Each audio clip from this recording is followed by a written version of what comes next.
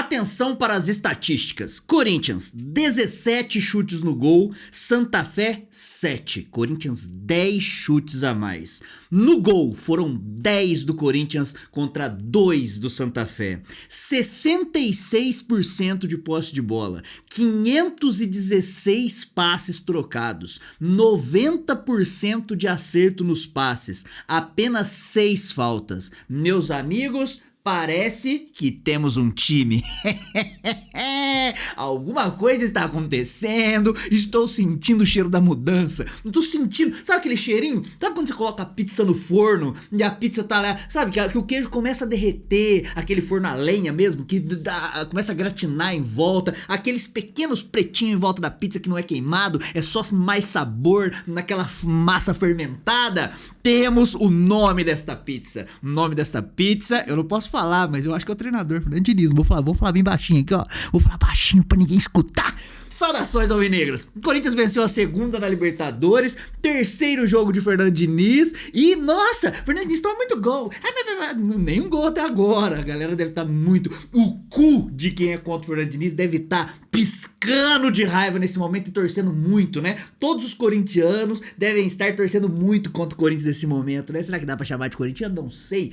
Bora começar a trocar uma ideia aí. Corinthians 2, segunda rodada da Copa Libertadores da América, da fase de grupos. Santa Fé, o Independente Santa Fé, que a gente já tinha caído na fase de grupos junto com esse time aí lá em 2016.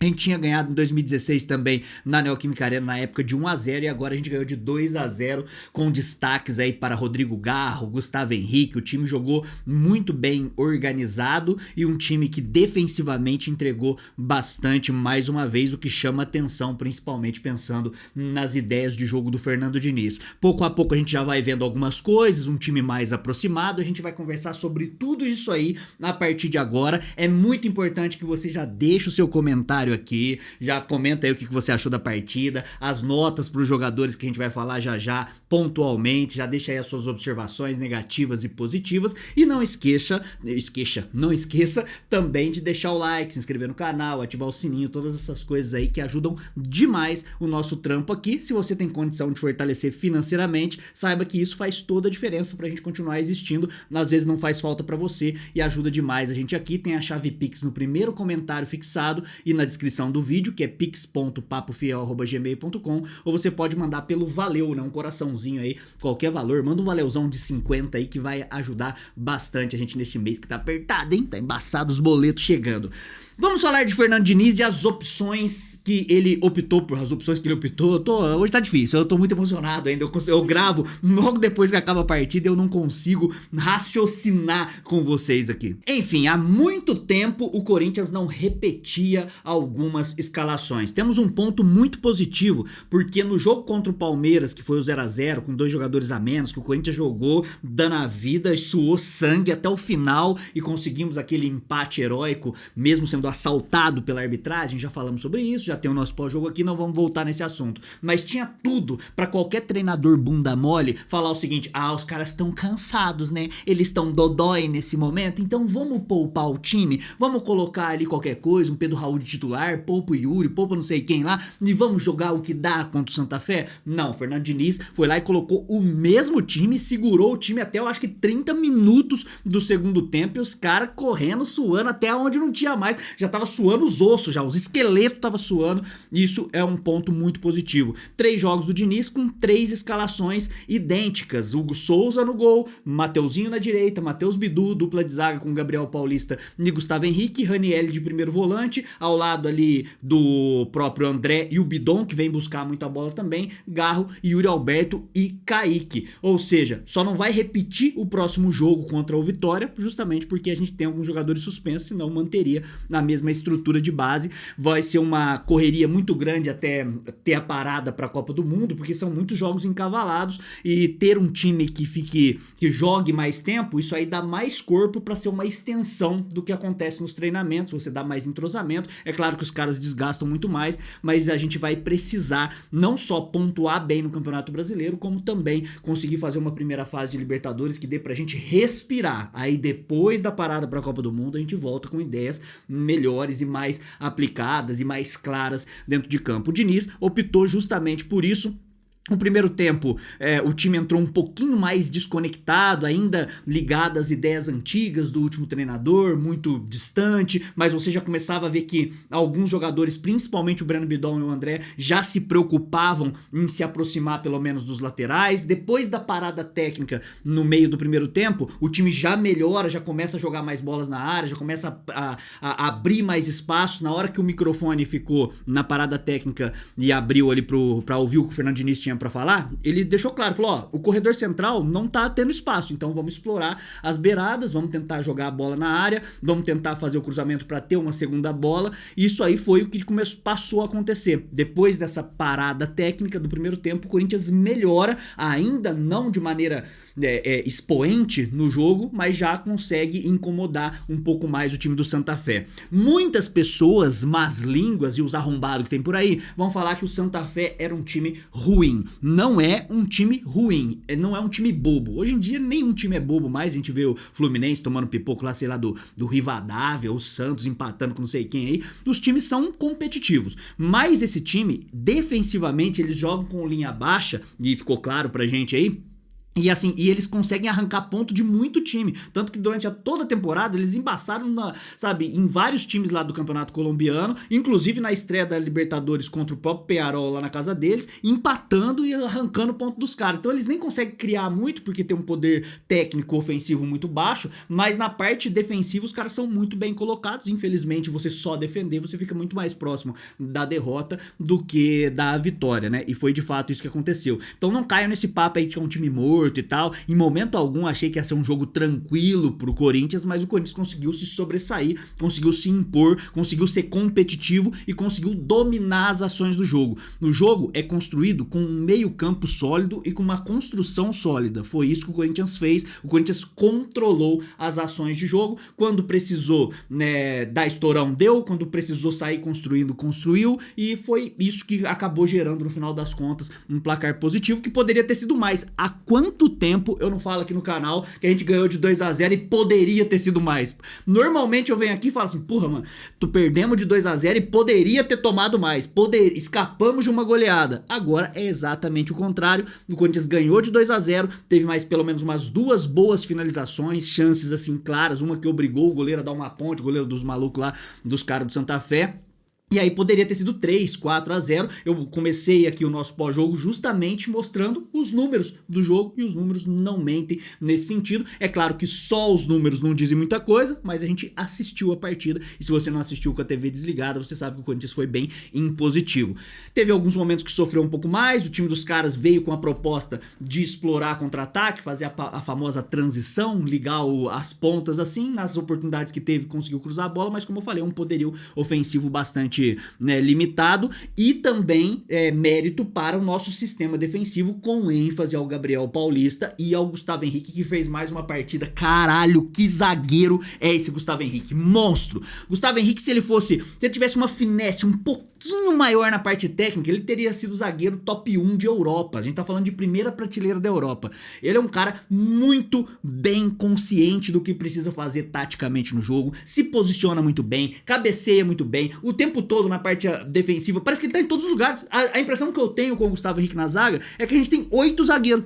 Porque em qualquer lugar que os malucos cruzam, independente de quem seja, ele tá lá pra poder enfiar a cabeça na bola. E porra, mano, é muito foda mesmo. E na parte ofensiva, finalmente voltamos a jogar bola na cabeça do Gustavo Henrique. Depois, naquela reta final do Dorival, na verdade o ano todo, né, que o Dorival tava no Corinthians, a gente parou de jogar simplesmente a nossa melhor jogada, única na verdade, do ano de 2025. A gente parou de explorar, não tinha mais a procurar o Gustavo Henrique, que tem esse poderio ofensivo na área, e agora ele volta a aparecer e volta a ser importante em jogos mais truncados, jogos mais difíceis, por exemplo, né? Imagina jogar contra um Boca Juniors na Bomboneira numas quartas de final, você ter a jogada aérea de maneira bem sólida, defensivamente e ofensivamente, faz toda a diferença. Portanto, quando a gente olha alguns pilares dessa partida, a gente começa a ver algumas coisas que nos dão boas esperanças, né? Bons fluidos, assim, né? O Rodrigo Garro ressurgindo, o Fernando Diniz conseguindo ali, né? Eu acho que ele colocou um desfibrilador no Garro, assim, pra dar um choque nele, assim, e ele muito participativo, correndo demais, sem bola, Prestem atenção no Corinthians sem bola a partir de agora, o quanto o Corinthians está dedicado taticamente. Por isso que eu também falei aqui que quanto mais de movimentação o jogador tem como característica aliada à parte técnica, mais ele vai ganhar espaço com o Fernando Diniz. Por isso que eu também falo que se o Memphis voltar, né, se acontecer dele voltar ainda em algum momento, se der tempo dele jogar algum joguinho, se ele não tiver uma entrega que ele não teve em nenhum momento, ele não vai conseguir ter espaço com o Fernando Diniz, porque olha o jogo do Kaique. O Kaique, assim, qual foi? Ele teve algumas finalizações interessantes no primeiro tempo, mas não só isso, sem bola o Kaique entregando algo que eu nem esperava que o Kaique pudesse entregar desse jeito, e vale muito a nossa ressalva aqui. O Yuri Alberto, eu acredito que ainda não está tendo tantas oportunidades, teve algumas, né, um passe bonito do Garro em profundidade, porque a ideia de jogo do Diniz ainda não encaixou. Na hora que encaixar, que a construção sair lá do goleiro, que a construção sair do primeiro terço de campo, da primeira fase realmente, e chegar redondinha, ele vai ter mais oportunidades, ainda mais com o Garro crescendo, com o André crescendo, com o Breno Bidon crescendo. Isso aí é questão de tempo do Yuri Alberto ter 6, 7, para ele poder errar 6 e fazer 1 no jogo. Hoje ele teve algumas oportunidades e não conseguiu aproveitar, mas isso vai acontecer. Eu já falei, eu vou pegar leve pra caramba com o Yuri aqui. Eu já cansei, eu já não faço mais parte do grupo de haters do Yuri, agora eu sou do fã-clube do Yuri Alberto, porque eu tenho certeza que é horrível com o Yuri Alberto, mas é muito, mas muito pior sem ele. Então eu tô fechado aí com o sorrisinho da Capricho, tá tudo em paz. O primeiro tempo foi um primeiro tempo um pouquinho mais pobre, por assim dizer, de criações, mas a gente controlou as ações e não sofremos muito. E no segundo tempo aí o Corinthians já volta bem melhor, logo no início já tem o gol do Ranieri numa jogada ofensiva que o Gustavo Henrique consegue apoiar pra ele, né, de cabeça, acho que foi isso, né, apoiou de cabeça e o Ranieri consegue completar. O Corinthians já tava ali sondando mais a área, ficando mais próximo, obrigando o time do Santa Fé, que já tem a linha baixa, praticamente colocar com as duas linhas principalmente dentro da área deles.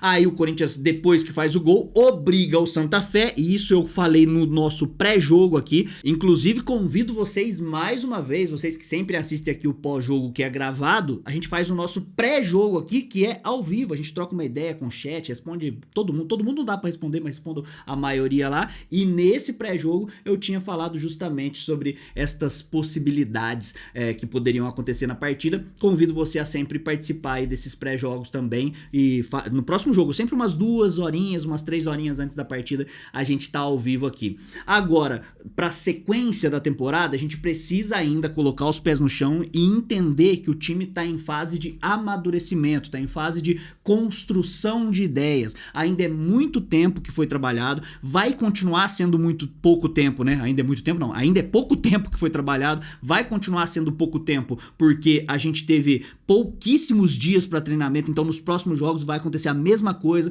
Daqui 10 jogos, quando a gente jogar contra o São Paulo, que vai completar 10 jogos do Fernando Diniz, a gente vai fazer uma primeira avaliação de maneira honesta, de maneira justa, saber o que melhorou em nível estatístico, em nível de rendimento, desempenho, no astral da equipe, a parte psicológica, tudo, e o que não piorou, se teve alguma coisa que piorou, a gente vai dar uma olhada também e vai tentar trocar uma ideia de maneira honesta para saber onde é a margem para melhora e onde a gente pode realmente ir se adaptando cada vez mais a um treinador que tem uma ideia completamente diferente do que a gente viu nos últimos tempos, beleza? Então é isso que a gente precisa estar ciente o tempo todo. Não sei quanto tempo a gente vai ficar sem sofrer gols, em algum momento vai sofrer gol, é não deixar isso conturbar muito o ambiente. Se por acaso a vitória não vier de algum jeito, é preciso entender o contexto também. E agora a prioridade que a gente tem que realmente se prender muito é o Campeonato Brasileiro.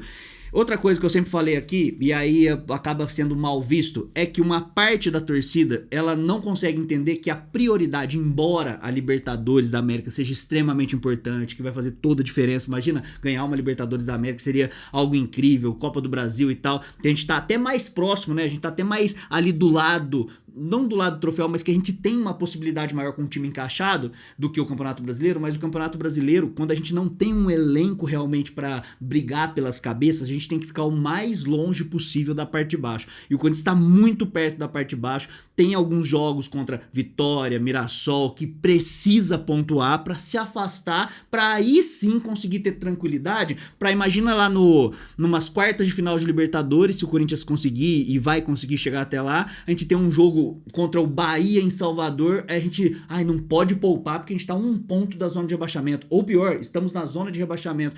Pô, cara, o negócio é que a gente tem que respirar de maneira tranquila no Campeonato Brasileiro pra gente conseguir, de fato, focar nas Copas. Vamos pras notas aqui, porque senão eu vou me estender muito aqui sobre o jogo. Durante a semana a gente troca mais ideia ao vivo aqui sobre essa partida, se é que vai dar tempo, né? Porque é uma partida encavalada em cima da outra. Queria aqui dar uma moral pra quem apoia o canal também, né? Eu sei que vocês que estão aqui sempre fortalecem através do Pix, do Superchat e dos valeus aqui nos nossos pós-jogos, mas tem também algumas empresas, né? 2 empresas que estão apoiando o canal, que é a Reimu, reimu.com.br é o site. Entra lá e compra o melhor doce de leite do mercado, com apenas 29 calorias por porção e 0 açúcar adicionado, e é uma delícia. Vai na minha, compra e depois me agradece, deixa na geladeira a hora que chegar assim, que é muito brabo. E não esquece de utilizar o cupom ADALBA, porque sem o cupom ADALBA você tá vacilando, não tá fortalecendo a gente aqui, tá? Utiliza o cupom ADALBA, faz uma compra aí pra família toda, que vai ajudar. E aqui quem veste o ADALBA é a Minimal Club, então entre no site da Minimal Club, faça a sua compra lá também. Não tem só camisetas, não tem só camiseta assim, tem camiseta de academia, tem camiseta de manga longa, tem bermuda, tem calça, tem cueca, tem tudo lá na Minimal Club. E aí você pode usar o cupom ADALBA, e são camisetas e tecidos de algodão egípcio, ou seja, né, de altíssimo nível, e tem 7% de elastano para cair bem aí no seu corpo. Eu tenho certeza que vai ser interessante, beleza? Vamos para as notas. Hugo Souza, nota 7, nas vezes que a gente precisou dele como goleiro mesmo, de fato, né, debaixo das traves ele estava presente, estava bem colocado, né, conseguiu não fazer com que o Corinthians sofresse em alguns lances, e aí com a bola no pé, e por isso que eu tô dando uma nota 7 para ele aqui, é sempre um pouquinho mais complicado, a gente sempre pontuou isso aqui, a saída de bola dele com o pé é algo que é um grande desafio para o Fernando Diniz a longo prazo, e teve uma bola que recuaram para ele, que ele foi dominar assim, que a bola já sai direto pra linha de fundo, dá aquele frio na barriga, alguns estourão ali daquele jeito que não é algo o ideal pra saída construída do Fernando Diniz, mas assim, como goleiro mesmo de fato, debaixo da trave, pra jogar com a mão, ele fez uma boa partida, nota 7. Mateuzinho, uma partida equilibrada na minha opinião, conseguiu marcar bem, sofreu com aquele camisa, sei lá como é que é o nome daquele maluco lá, corre pra cacete no time de Santa Fé, tentou dar um calor no Mateuzinho, conseguiu algumas vezes. E uma coisa que me chamou a atenção positiva do Mateuzinho, eu raramente elogio o Mateuzinho aqui, mas eu acho que vale aqui. Quando o Mateuzinho parou na parada técnica pra trocar ideia com o Fernando Diniz, o Diniz falou o seguinte, você vai passar a dar mais profundidade, vai cruzar, vai fazer aquele arco, vai jogar mais bolas na área, eu preciso que você explore mais o corredor pelas beiradas. E o Mateuzinho entendeu perfeitamente e começou a utilizar isso, começou a aplicar o que ele tinha ouvido do treinador, ou seja, uma adaptação tática do Mateuzinho que me chamou a atenção positivamente. Tô dando uma nota 7 para o Mateuzinho. Gabriel Paulista, nota 8,5. Partida muito boa do Gabriel Paulista. Ele tem que só tomar cuidado, poderia ser até um pouquinho mais alta a nota dele aqui, dele tomar cuidado com algumas chegadas que ele dá um pouquinho mais forte. Teve uma no Rodalega, que é ele, maluco de 40 anos, que ele chegou um pouquinho atrasado assim, deu uma torcida no tornozelo. Se pega um árbitro, se tá o Palmeiras do outro lado ali, os caras dão um jeito de expulsar. O VAR chama, alguma coisa acontece daquele jeito. Então tem que tomar cuidado. E também com aquela coisa mais explosiva, às vezes aquele banco Raul Gustavo meio maluco. É só respirar um pouco aí que o Gabriel Paulista tende a fazer uma boa dupla com o Gustavo Henrique, e eu tô curioso também para saber como que o André Ramalho pode ou não ganhar espaço com o Fernando Diniz, mas aí é o papo para outro vídeo. E o Gustavo Henrique, melhor jogador da partida, palmas pro Gustavo Henrique, meu Deus, agora sim, hein, cara, Gustavo Henrique, um monstro, nota 10, assistência, gol, defensivamente tirou tudo, ofensivamente quase fez um outro gol ainda no finalzinho, que deu uma cabeçada, obrigou o goleiro a fazer a defesa, ou seja, não tem nada para pontuar, né, e sem contar que a saída de bola, a parte técnica que eu sempre falo do Gustavo Henrique aqui, que deixa a desejar, tiveram várias invertidas que ele achou o nosso lateral, né? Achou o Mateuzinho em ultrapassagem, que ele conseguiu fazer a jogada fluir também na saída de bola, na parte técnica, que é o fraco dele. Se o fraco dele tá sendo nota 10, meus amigos, tá embaçado, hein? Nota 10 para o Gustavo Henrique. Matheus Bidu, nota 7,5, acho que entra mais ou menos na caixa do Mateuzinho, com um tempero a mais do Matheus Bidu ter um pouquinho mais de refino técnico e conseguir acrescentar um pouquinho mais nessa aproximação, quando o Bidon chega perto, quando o próprio André chega perto. O Matheus Bidu conseguiu estar bem colocado nesses momentos, com a bola no pé. Fez uma boa partida e sem a bola no pé conseguiu compactar a linha junto com a rapaziada, nota 7,5 para Matheus Bidu. Ranieri, é o seguinte, tá? Vai ser minha única, eu prometo, tá? Pra galera que fala que eu só reclamo aí, é só esse trechinho, eu prometo, vai ser só um pouquinho de reclamação, eu sei que o Ranieri fez o gol e tal, mas o Ranieri estava fazendo, até fazer o gol, tá? Ele estava fazendo uma partida tenebrosa, uma partida ruim, errando tudo. Primeiro tempo do Ranieri, saída de bola, passe de 2 metros, sabe? Recompactando errado, perdendo bola na saída de bola, uma partida ruim, mas aí fez o gol, melhorou no segundo tempo, assim como toda a equipe, mas vale a ressalva aí. Então é só isso, eu prometo, tá? Você que vai comentar, porque provavelmente a primeira dama vai arrancar um pedaço desse vídeo aqui, vai colocar essa parte eu reclamando nas outras redes sociais do Papiel aí, Instagram, TikTok, aí vão comentar que eu só reclamo, o que é mentira, os últimos 50 vídeos é só falando bem, e aí nesse vídeo também. Ranieri, nota 7,5. André, nota 7,5 também, partida muito boa do André, muito participativo, muito presente no meio campo, chegando próximo da área, conseguindo dominar e dominar bem e muitas vezes fazer a invertida, né, ligar os corredores, fazendo o papel realmente de camisa 8, fazia tempo que ele não fazia uma partida boa, de fato assim, e vale pontuar o André. Bidon também achei uma partida de muita entrega, muito boa do Bidon, muita gente vai falar, pô, mas ele não achou aquele passe e tal, você tem que prestar atenção no cara sem bola também, você passa pano pro Bidon, então eu passo pano pro Bidon, beleza? Nota 7 para o Breno Bidon, uma partida muito boa. Garro, nota 9,5, partidaça do Garro, quase digna de 10 ali, se ele não tivesse perdido uma bolinha ali no meio campo, errado um passezinho ali no comecinho do jogo, quando tava todo mundo meio mal assim, nota 9,5 pro Rodrigo Garro, deu assistência, muito participativo, era pra ter dado mais assistência se por acaso o Yuri não fosse um completo idiota no nosso ataque, a hora que ele lança pro Yuri, o Yuri leva pra fazer o mais difícil, mas ele conseguiu criar muitas oportunidades, articular bem, sofreu bastante falta, o Rodrigo Garro, nota 9,5. Kaique, nota 7, partida boa também, principalmente no aspecto tático do Kaique. O Kaique conseguiu algumas finalizações, quebrou linha, achou espaço, conseguiu articular ali junto com o Mateuzinho, junto com o próprio Breno Bidon, com o Rodrigo Garro, enfim, conseguiu acrescentar bastante, tem evoluído muito e eu acho que ele tem margem para evoluir muito mais ainda. O Kaique vale aí nota 7 pro Kaique. O Yuri Alberto eu vou deixar com nota 3, tá bom? Pior jogador da partida, infelizmente, teve também a entrega tática, mas infelizmente nada que brilhou muitos olhos e ainda alguns lances crassos da partida ele acabou não convertendo. A gente precisa cobrar do nosso 9 que ele seja efetivo, que ele consiga converter as oportunidades que tem em gol. Dos caras que entraram, então o Yuri Alberto pior da partida, nota 3. Carrijo, nota 6, achei que entrou bem o Carrijo. Alan, nota 7, achei que entrou muito bem o Alan, tá? Com uma condição, com um refino técnico melhor do que tava o Ranieri. E numa entrega tático-defensiva de combate mais alta do que a do Ranieri também. Tudo bem que o Ranieri jogou e ficou exaurido contra o Palmeiras com um jogador a menos. Então vale essa ressalva pra não ser injusto com o Ranieri. Mas o Alan entrou muito bem nessa partida. Que bom.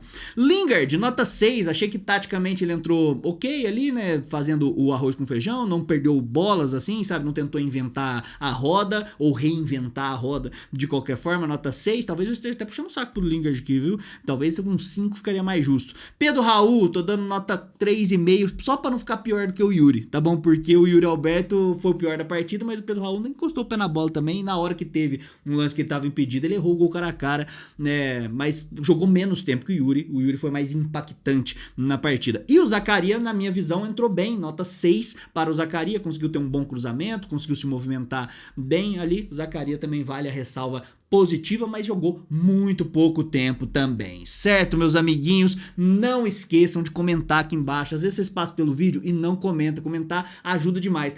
Não sei o que comentar, comenta qualquer coisa aqui embaixo, vai lá e fala, pô, só não xinga, senão não aparece não xinga não fala palavrão, esse tipo de coisa, senão não aparece comentário pra mim, mas comenta alguma coisa aí e tal, vai ser importante. Eu leio todos os comentários eu leio, falando bem, falando mal tal, respondo alguns, eu procuro responder só a rapaziada que fortalece ou que tem críticas construtivas. Quem vomita qualquer bosta aí eu simplesmente ignoro ou silencio. Tem muita gente que acha que tá comentando sempre aqui xingando e eu nem vejo mais há muito tempo porque eu já silenciei, mas eu leio todos os comentários. Não esquece de deixar o like, hypa o vídeo, chegou até aqui, já clica no botão do hype aí, joga o vídeo pra cima também, fortaleça com o Valeu, fortaleça com o Pix também, que vai ajudar. Eu quero nos próximos dias aí, quando você mandar o Pix, né, você fala assim, ó, vim pelo pós-jogo, tô fortalecendo aí com vintão, tal, vai ajudar bastante, certo? Acho que é isso, a gente vai trocar ideia mais durante a semana, mais 3 jogos de Fernando Diniz, sem sofrer gols, 2 vitórias na Libertadores, um empate com gosto de vitória contra o Palmeiras, porque a gente tava com 2 jogadores a menos, e se não fosse o Alberto, a gente tinha acabado